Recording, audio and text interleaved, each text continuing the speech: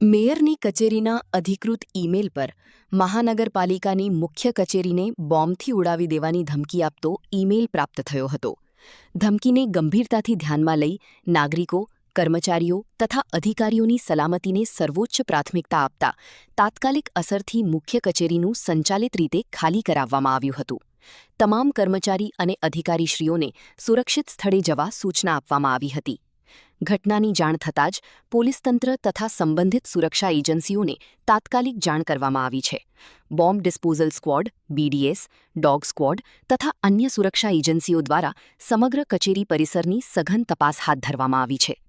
તપાસ પૂર્ણ થયા બાદ અને સુરક્ષા એજન્સીઓ દ્વારા પરિસર સુરક્ષિત હોવાનું પ્રમાણિત થયા પછી તમામ કર્મચારી અને અધિકારીશ્રીઓને બપોરે 3:30 કલાકે ફરીથી ઓફિસમાં હાજર રહેવા સૂચના આપવામાં આવી છે, જેથી નિયમિત વહીવટી કામગીરી પૂર્વવત શરૂ થઈ શકે.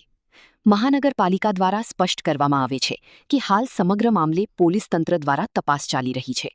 ધમકીભર્યા ઈમેલના સ્ત્રોત અને તેની સત્યતા અંગે તપાસ પૂર્ણ થયા બાદ જ વધુ વિગતો જાહેર કરવામાં આવશે.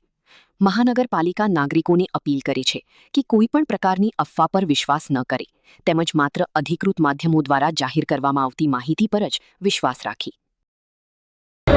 અત્યારે હાલમાં પોલીસ સ્ટાફ દ્વારા અમને સૂચના મળી છે કે કંઈ મેલ આવેલો છે કે મેલની અંદર એવું કીધેલું છે કે 3 વાગ્યા સુધીમાં આતંક હુમલો કરી આપણે બોમ્બ બ્લાસ્ટ કરીને એક બોમ્બ મૂક્યો અને બ્લાસ્ટ થવાનો છે.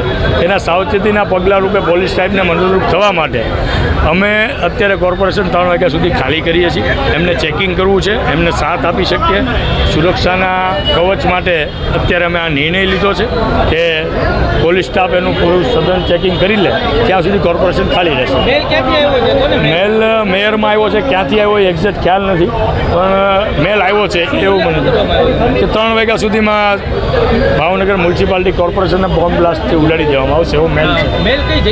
એ ખ્યાલ નથી મને ઓથેન્ટિક, અને મને આ વાત આપના દ્વારા ક્યાંક સ્ટાફ દ્વારા જાણવા મળે.